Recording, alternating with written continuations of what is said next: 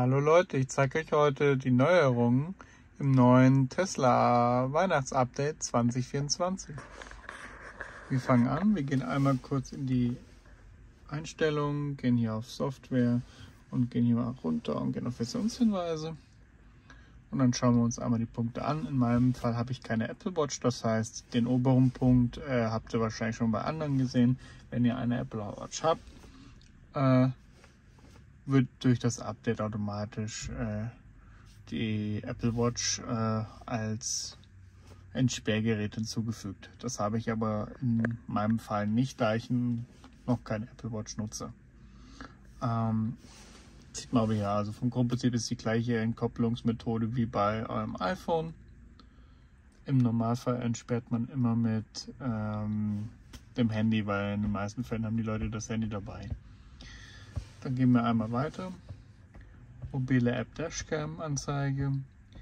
Das werde ich euch gleich einblenden. Vom Grundprinzip könnt ihr in eurem iPhone, wichtig ist Premium Konnektivität muss vorhanden sein, sonst ist diese Kommunikation nicht möglich. Das zeige ich euch nachher nochmal in der App. Beziehungsweise ich blende es gleich mal ein. So, ihr geht einmal auf Sicherheit und Fahrer, ihr geht auf Dashcam Anzeige, dann seht ihr einmal Wächtermodus Dashcam und ihr könnt hier über nach links wischen, einfach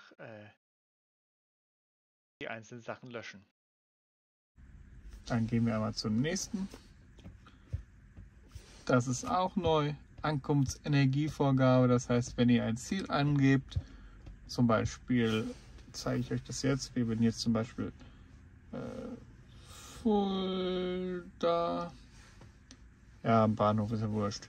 Dann kann ich euch 2 Punkte zeigen. Ihr habt einmal diese Funktion Parkplatz in der Nähe. Das heißt, er würde euch die Parkplätze in der Nähe vom Bahnhof anzeigen. Das ist neu. Aber in dem Fall möchte ich einfach mal das anklicken. Und dann müssen wir im Normalfall hier genau unten drauf drücken, dann haben wir Ankunftsenergie, könnt ihr drauf gehen und dann könnt ihr sozusagen einstellen, bei wie viel Prozent er ankommen soll. Meistens ist es so, dass er ja eigentlich eher so auf 5 bis 10% fährt und da wäre es jetzt so, dass ihr die Ankunftsenergie festlegen könnt.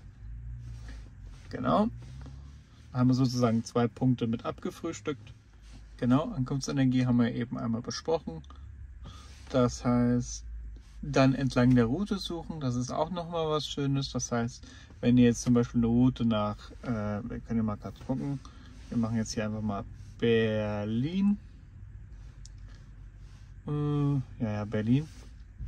Ich würde jetzt eine Navigation machen und jetzt suche ich zum Beispiel McDonald's. Und dann würde er uns sozusagen an unserer Route die McDonald's zeigen, was er vorher nicht gemacht hat, weil vorher war es so, dass er die gar nicht erst gemeldet hatte.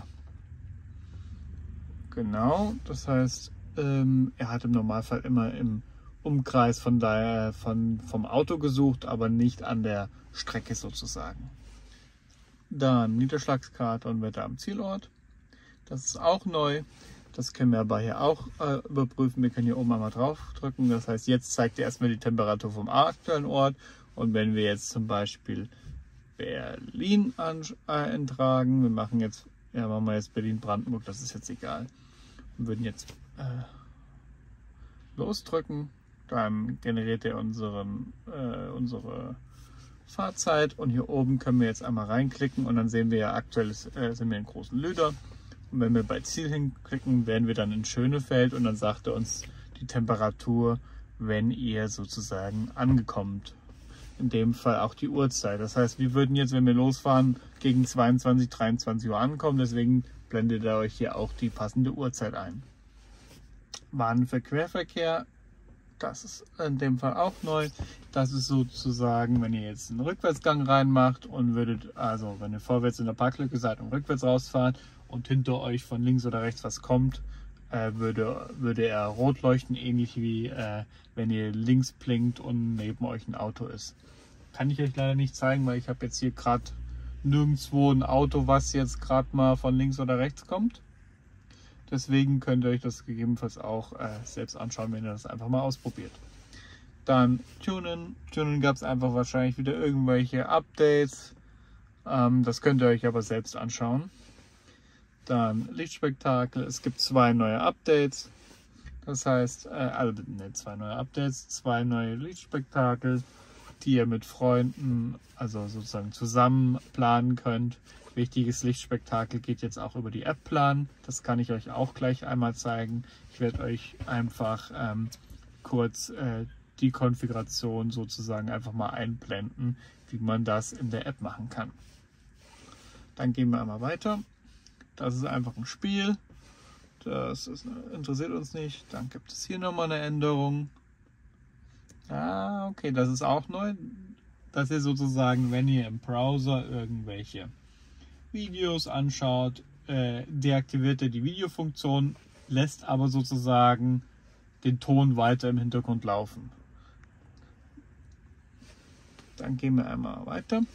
Dann haben wir jetzt die Sitzsteuerung. Das heißt, wir können jetzt den Beifahrersitz sozusagen bewegen von der Fahrerseite. Wir gehen einmal hier hin, gehen auf Sitze und ihr seht, das ist mein Sitz, da ist jetzt die Sitzheizung an und wir würden jetzt einmal hier hingehen. Ich zeige euch den Sitz mal und ihr seht, er fährt auch komplett nach vorne. Das heißt, er fährt die Rückenlehne hoch und den Sitz nach vorne und wenn ihr nach hinten drückt, fährt er dann auch komplett runter.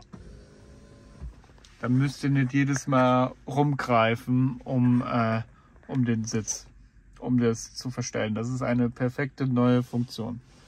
Dann gehen wir einmal wieder zurück. So, dann gibt es Wartungsübersicht. Das ist auch neu. Dann gucken wir uns das gerade mal an. Wir gehen einmal auf Fahrzeug, Service und dann habt ihr unten den neuen Punkt Wartung. Und ja, Reifenwechsel ist bei mir überfällig, weil ich fahre seit 2 Jahren Winterreifen. Aber ist nicht schlimm, weil die werden nächstes Jahr ausgewechselt. Der hat halt jetzt die aktuellen Werte nicht drin. Das heißt, die müssten jetzt einmal gesetzt werden. Das heißt, als Beispiel, wenn ihr jetzt im Februar Räder wechseln fahrt, dann wird der Service auch das sozusagen dokumentieren und dann reinschreiben, hier, dann und dann wurde es getauscht und dann steht auch drin, wann das nächste Mal gewechselt werden muss.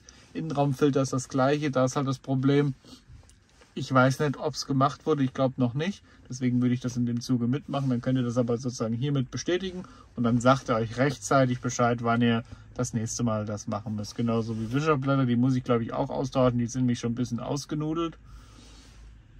Und die 2 Sachen, wie gesagt, das muss man optimalerweise einfach mal mit dem Service klären, ob das notwendig ist, was genau da gemacht werden muss. Okay, dann gibt es noch geringfügige Änderungen.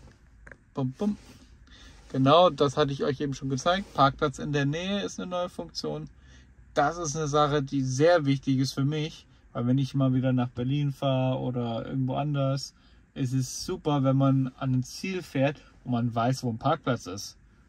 Und nicht mitten auf der Straße parkt oder wieder 10 Minuten, 20 Minuten Parkplatz suchen fährt. Das ist perfekt. Dann, genau, wenn jemand versucht, während des Tür oder Kofferraum zu öffnen, erhalten Sie eine Benachrichtigung.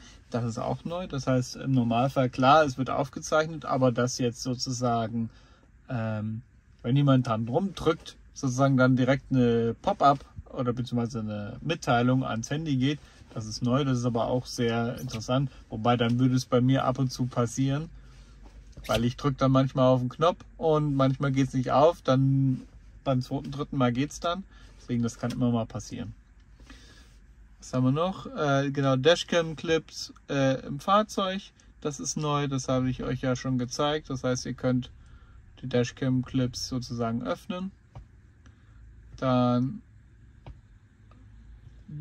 gibt es auch die Möglichkeit hier unten, navigieren zu Supercharger, Info, ob bestimmte Supercharger ausgefallen sind, wobei das gab es glaube ich sogar schon, aber wahrscheinlich ist das was Erweitertes. Genau, aktivierte Lenkassistent, Warnsignal, welche Fahrspuren für den Spurwechselassistenten verfügbar sind. ist bei mir nicht der Fall, weil ich habe kein Enhanced Autopilot oder Full Self-Driving, sondern ich habe das Basic. Das heißt, die Funktion würde in meinem Fall nicht zutreffen.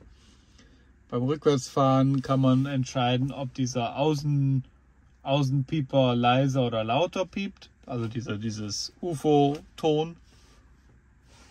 Dann gehen wir mal weiter. Dann gibt es irgendeine Anpassung von einem Update.